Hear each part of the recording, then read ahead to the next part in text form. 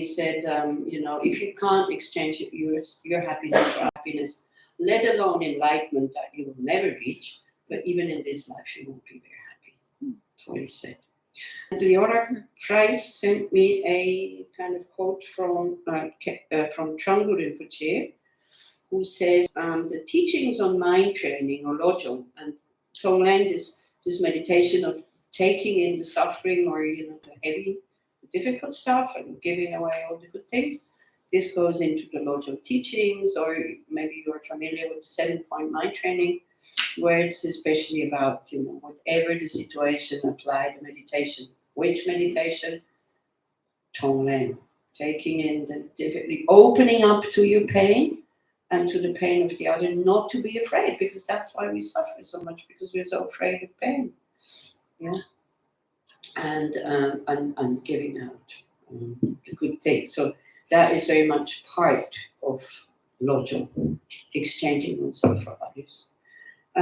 So say that we should remember that all sentient beings have to experience suffering. That's what we did at the beginning of this day. But then it's this thing, but my suffering is bigger than theirs. Well, why? Because you don't experience it. Yeah. No, the suffering is as big as you make it, because it's just projection. It can be, we all know the same thing for some people can be huge, and for other people they go like, well, it's like, actually I still have a lot of things that are quite good and they're quite happy and content. So then we think, may this suffering not happen to any other sentient being when we do it. So in general, one does it with other beings, but that's difficult. So, if you're not experienced and you haven't done it, then you really think it's perverse, because that's not what we're doing. Oh no, Adi is gone and the baby's gone. I need it. Now I need the baby. And the baby's still here. Okay. So when you're a mom, you would happily take away the suffering from the baby. Yeah, voluntarily, effortlessly. So we can do it when there is enough love present. So you cannot take away the suffering of somebody else. That's one thing, because that's also what His Holiness said this morning. It started off by saying, the Buddha said, I cannot take away your suffering. I cannot wash away your things. I don't like the word, but anyway. You cannot wash away your negative imprints, but I can show you how to do it, because I see reality as it is. That's what the Buddha said, and that's what the gurus are doing. They teach us about emptiness and all this. So, you can start with yourself, and this is what we do before the lunch break. Maybe just with ourselves, and then we try to open up a bit. Okay. So we think, may this suffering not happen to any other being, and then the big step, may it all ripen upon myself. You need to have self-confidence in order to do that, or to be curious and see whether this works. Whether this is possible. And whenever people kind of ask, I can remember maybe what was it?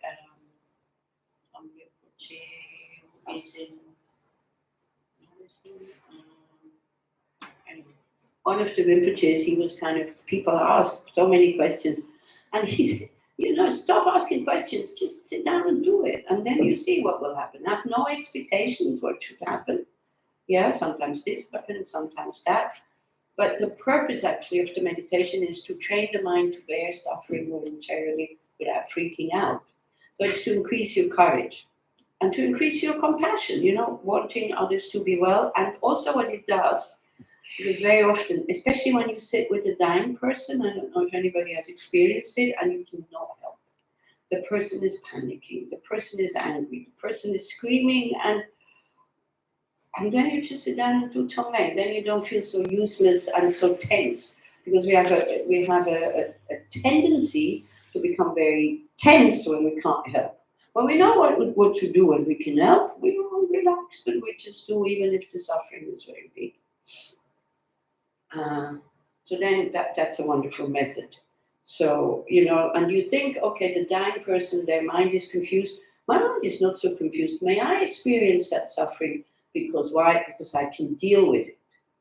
And it's not about you. You know, Tong Lang, you're not the center of the stage. It's about the other. The spotlight is for once not on you when you do Tong Lang. Whether you then experience the suffering or don't, it's not important. The main thing is that you have to wish for this other person to be free from suffering. And that kind of increases the connection and increases the courage. And you're not going around saying, well, I do sometimes.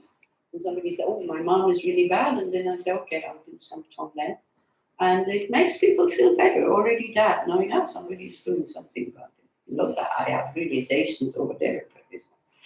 Yeah. So that's the thought. And that's a very huge, very high thought. You know, may not ripen on you, like the injury that you had, may ripen upon myself. But one needs to have a very, very strong connection that you then experience the pain or something like that. It's almost impossible.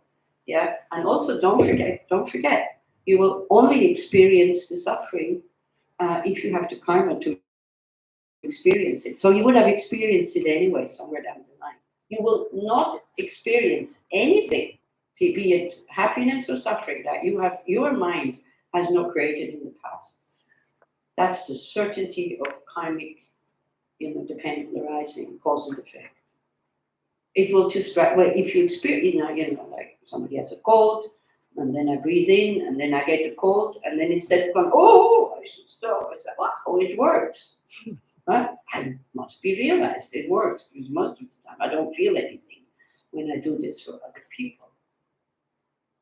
To feel a bit afraid is okay, the Dalai Lama also says, because then you have some doubt that it could work, that you will experience the suffering, but never do it if you don't want to do it, okay? You have to, as I said, either have courage or just be curious.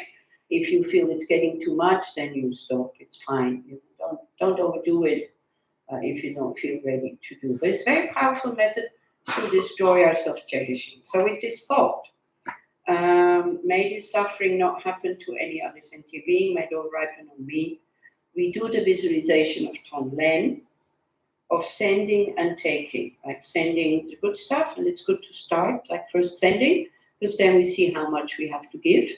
And only then, when we start to feel spacious, then we start to take in. So you can, nothing is, all these methods, you can be very creative with them. I'm saying, I don't know if I should say it like this. Because sometimes I feel, the Buddha gave 84,000 teachings. So how can one be just that? Because we are all a little bit different. So if we do this practice in this life and create strong imprints, like the habit of doing it, in the bardo they will awaken. Bardo is the intermediate state and lead us to a good rebirth, which we all want. Yeah, such imprints will also awaken in the next life, and we will become someone who practices the Dharma more and more, and they will become more and more easy to do. Okay? So as I said, it's simple, even if you hear this for the first time, bad in, good out, bad in, good out. And I don't even know by whom it is. It sounds very much by Pema Chödrön, but I found it on the internet somehow when I was just kind of jumping around, and I copied it out. And as you see now, working with the tablet, I become very, very, very modern. But the thing is, I cannot read and teach at the same time. I don't have disability. I admire people who can go blah, blah, blah here and look at their notes and go blah, blah. I don't know how to do that. So because I never worked with notes before, and now that my brain is, being pudding a little bit, it's still only a little bit, okay? Then I need notes, but I don't have the technique of doing blah, blah here and reading here. So this meditation is not from me, but I find it really with Tong Len, especially if we have people who've never done it before, because I didn't know who will be coming. I find it very helpful because it's not so heavy. Like you visualize your self-centeredness as a black rock in your heart. this is so threatening. You know? If you don't know what you are destroying, you might think you're destroying yourself. Yeah, we're only destroying the attitude that I'm the center of the universe, the thought, and then that's that thing. But it, you know, I remember when I was doing Tonglen first time, I was a Tibetan Lama in Dharamsala teaching. I never heard about this whole thing. And I'm because not because I'm curious, because I'm courageous, I'm curious. And so he said, you think about the suffering of the whole universe, now imagining this, you know. And he said, then you breathe it in. So I went like, oh, why if it works? And I stopped. So, you know, this is for the Tibetans when they know what they are destroying because they know that this I or this ego doesn't exist. So they're basically destroying an illusion. Um, but if you're not so sure about this, so I'll read it out. I'll guide you through it. Don't come afterwards and say, oh, "You did a wonderful meditation." It's not mine. I don't want to take the credit, but I find it helpful. Okay. Okay. So again, you sit in a very comfortable posture. Relax, and calm yourself down and say, "Oh, this sounds a bit strange." It is strange. It's radical and it's a bit strange. And give yourself the assurance if you want to stop, you just stop. You don't need to continue. But try to go along with it. Try to be curious and try to find out if it works. So it just says here, very simple, sit quietly, relax. If you hear the word relax, don't just have it in your head, but really do relax. Look at me. Connect with your body because it's in the body we hold the tensions, not in the brain. We don't feel them in the brain, we feel them in the body. So you can talk to yourself as if you're a little baby. Everything is okay. If you don't want to do this, you don't have to do this. We're just going to try it out. But with being relaxed to be awake, with some curiosity. And to be ready to try it out. Then here the next sentence is let go of restlessness, not so easy. But the more you relax, don't pull yourself together. Never ever pull yourself together, please. That's the worst you can do if you're not well. Relax. Give yourself the permission to open up, to become very spacious, and then to start to deal with the situation. To try to let go of the past and the future and compulsive thinking and planning. Here again it says, be still. I don't know if that's so easy, but relax. I think it's good enough. Become spacious. Touch spaciousness. Just the word. And then to become aware, hey, there's so much space in my mind. So it continues by saying, imagine that you are like a vase, where you put flowers, like hollow inside. Within you, there is vast space. So what you can actually do with each out breath, you can dissolve the solidity in your body. This I added just now.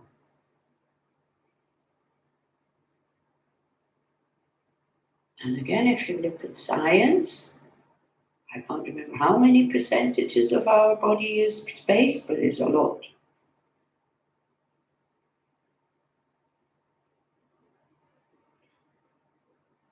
Then we become aware around us. Around you, there is vast space. Between the two, there is a subtle boundary so that you're not losing yourself. Breathe in, breathe out.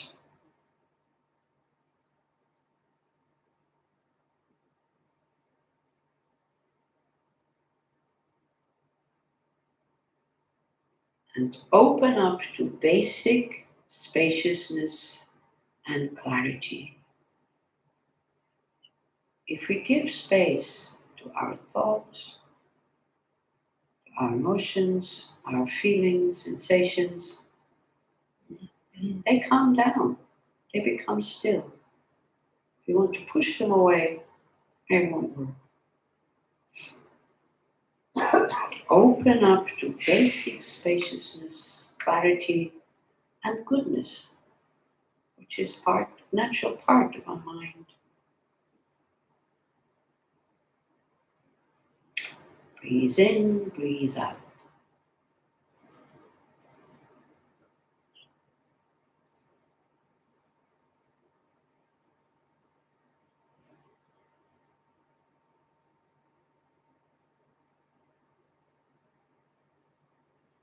And then for the visualization, work with texture.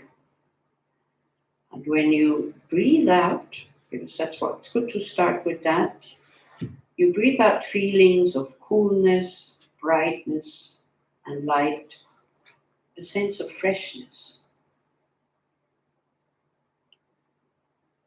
that you want to give, you want to share with others.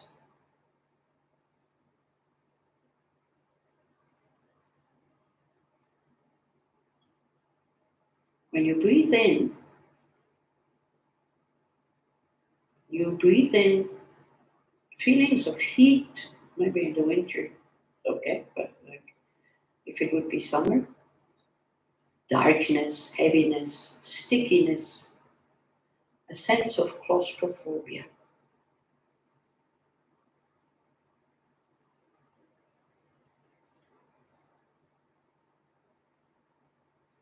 Breathe in completely, taking in negative energy through all the pores of your body. So when we think like this, also the body becomes bigger. When we think that, negativity comes in from all sides. When you breathe out, radiate positive energy completely through all the pores of your body.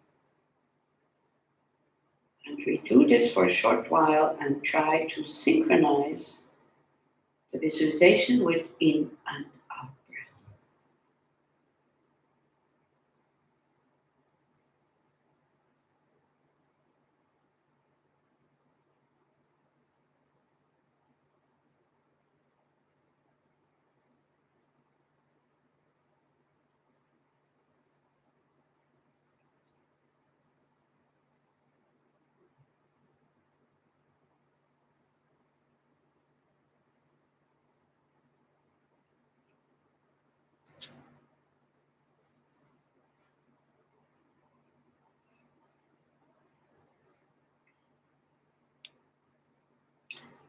Then focus on a painful situation that is real for you, but make it manageable, okay? Don't take your biggest one, please, especially if you're not familiar with the practice.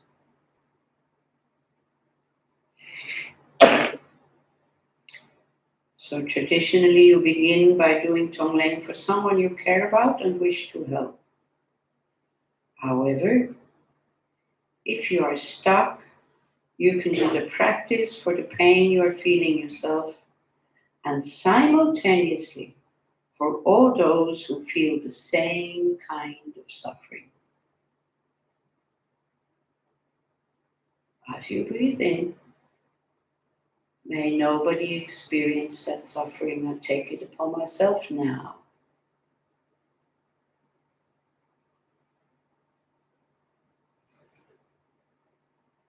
As you breathe out resources, relief, support, fresh, cool, light.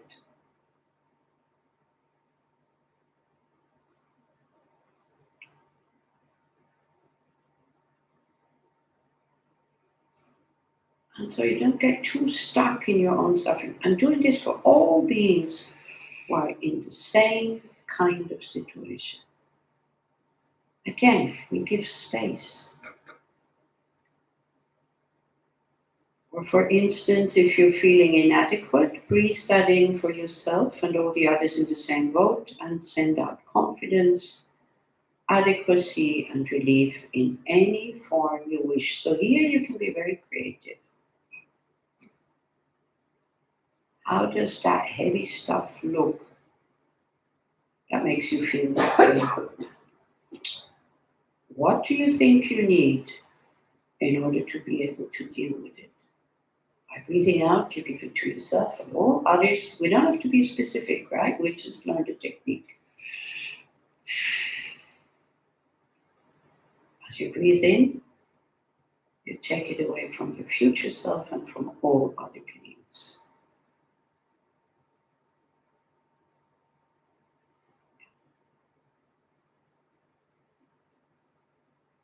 If you get distracted, please bring the mind back. I leave you with this for a while.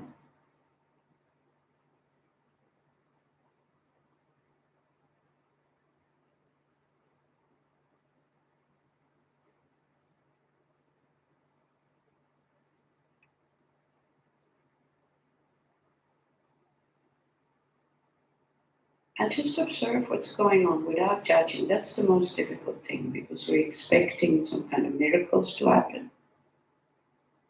Just observe, just be. Don't run away from anything. It also generate this readiness to be present. It's not going to kill us. It will make us stronger.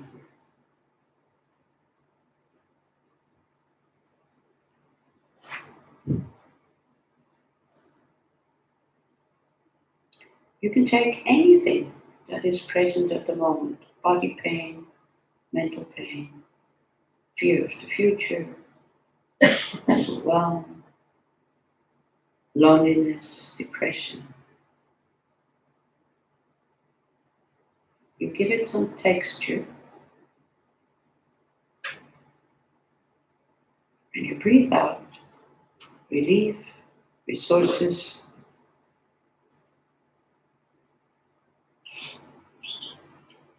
support, fresh, cool, healthy, light.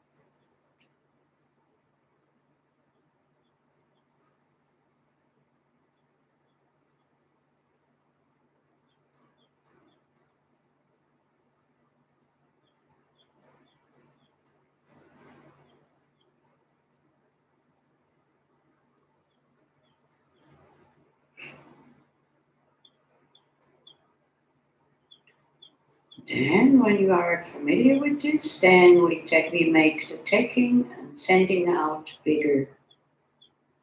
If you're doing Tong for someone you love, extend it out to all those who are in the same situation. Again, you take the person that you love and you think that this person is not the only one who feels that pain. There's so many others who experience the same thing. I'm doing it for all the beings who are in the same situation. May the suffering ripen upon me. May I give my happiness to them. My peace, my humor, my methods, my reputation, my money. It can be material things also. We train to be really generous with this kind of meditation.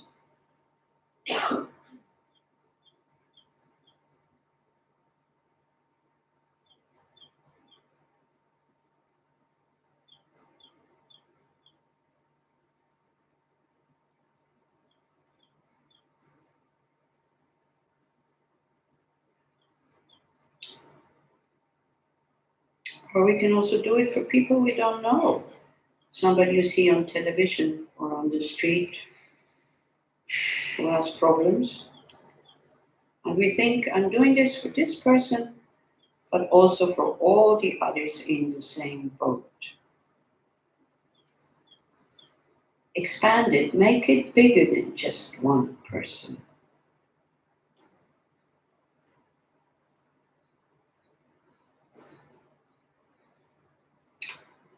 I don't know if anybody's thoughts already has gone to the Ukraine. I hope it did.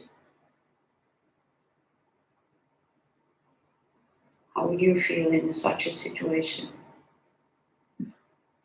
So we feel safe here. We can do Tong for them.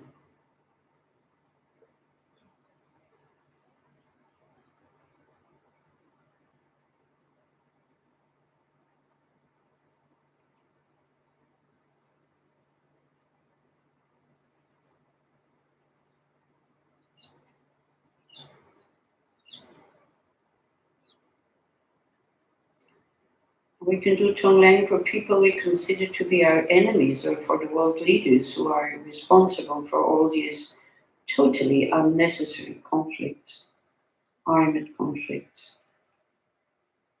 We can do it for people, those who hurt you or who hurt others. Doing Tonglen for them, we think of them as having the same confusion and stuckness as we ourselves have also sometimes. You breathe in their pain, the confused mind, of this hunger for power, and you send them relief. I know this is difficult, so if you can't do it, then just stay with the victims, but the point is to be able to include everybody. So allow the mind to be free a little bit and find somebody where it comes very naturally. But then not just this person, either you or one other person, but everybody in the same situation.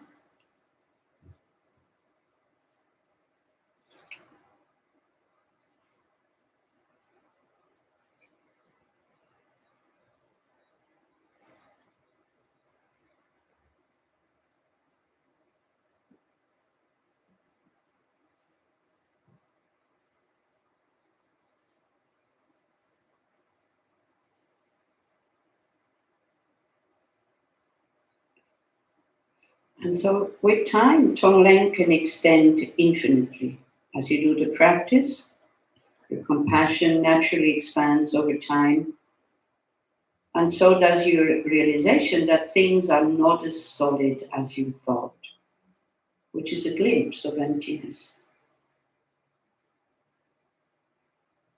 As you do this practice gradually at your own pace, you will be surprised to find yourself more and more able to be there for others, even in what used to seem like impossible situations, with an open heart, with a lot of courage.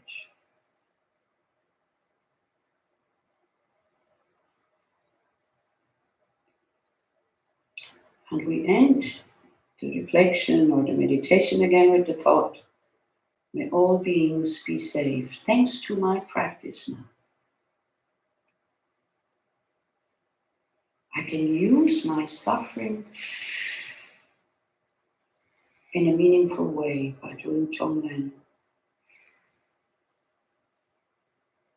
May all beings be protected from physical and mental harm.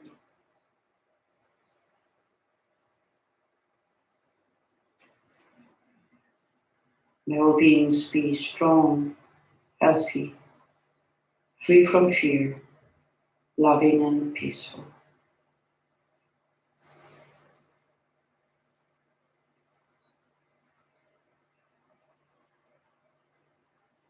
And may we all be able to live our lives with joy and ease, no matter how difficult the situation. Joy and ease doesn't mean you become careless or you don't see the suffering of the others anymore. We can be joyful knowing that suffering has causes, and this is why we can end it.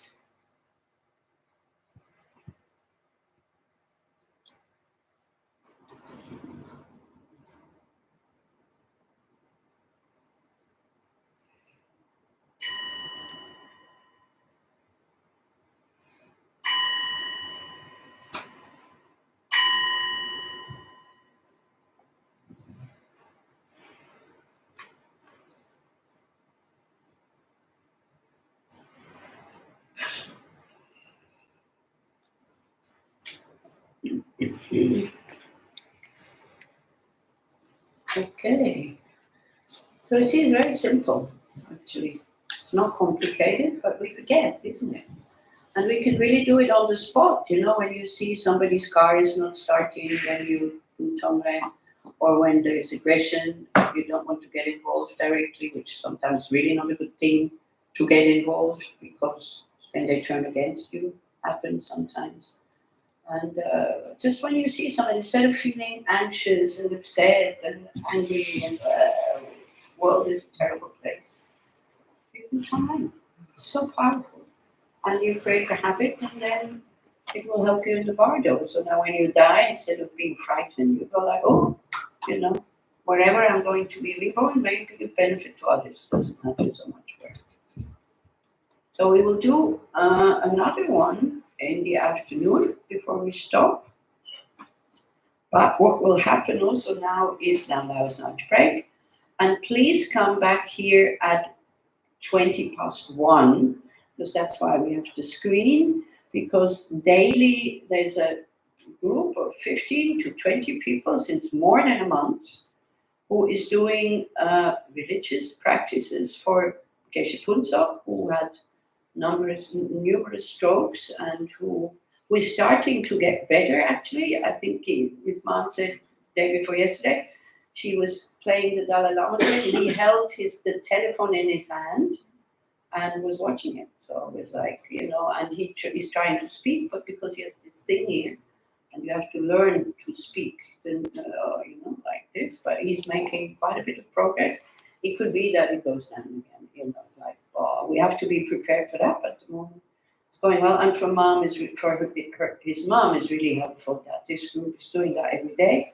So even if you don't like it, and you say, please come and do it with us for his mom, not for you. You're not important. I want your voice. I want your presence, because that's all we can do. To read the Heart Sutra, which puts very strong imprints on your mind about emptiness, which you have to understand if you want to finish your suffering anyway. You have no choice. And then we do medicine. So even if you think like, oh, no, thank you, I would really, I can't force you to come, okay? But I think you leave your ego outside there for that practice and you come at 1:20, and you think, if your ego is going, what is this? I don't understand, I want to understand. You don't need to understand, you just have to say the mantra. You calm yourself down like this, and I'm doing this, you think, tell your ego, we're doing this for Buddhism, not for you, for your ego thing here. Then the ego will go, okay. You can make a promise to your ego and say, okay, tonight we'll watch TV or do whatever it's not good for you, but you do it anyway, and you can give it a little bit promise. So please come at 1:20, because there's other people participating who will be on Zoom. You will see them on the screen, and then you see how the mind projects, because you will be sitting there looking at the screen and you will be waving at the screen, because you see people waving at you. You wave at the screen and you think they see you waving at the screen. It's so funny, because in Bern we do both, right? We do Zoom and people present. So the people always they're not talking into my computer, they're talking into the screen. I'm convinced that they're talking to the people.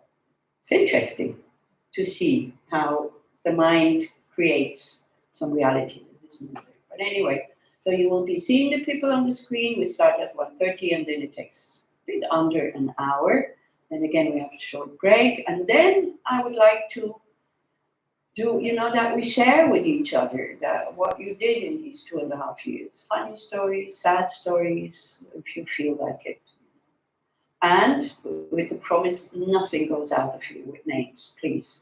That's very important. If you don't want to share, it's fine.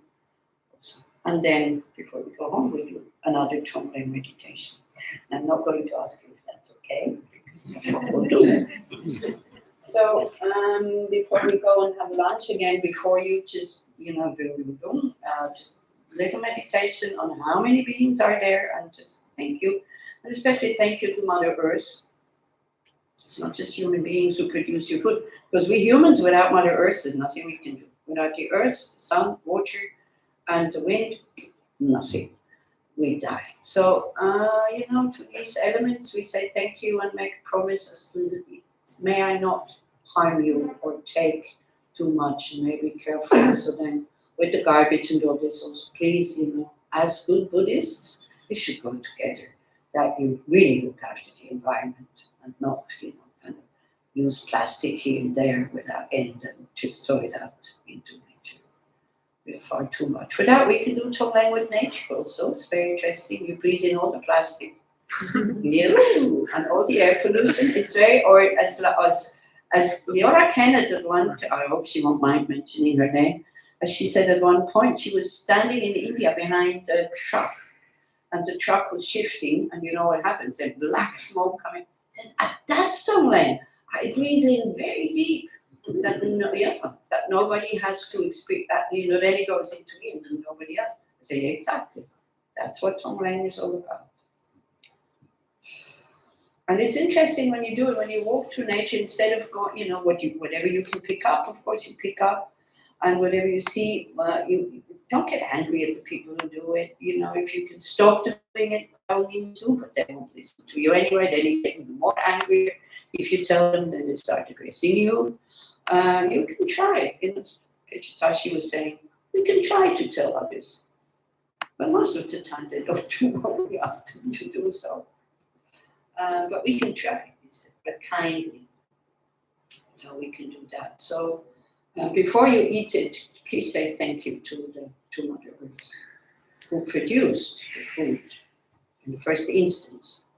Human beings are just a condition. Also is Mother Earth. And then, please enjoy your food.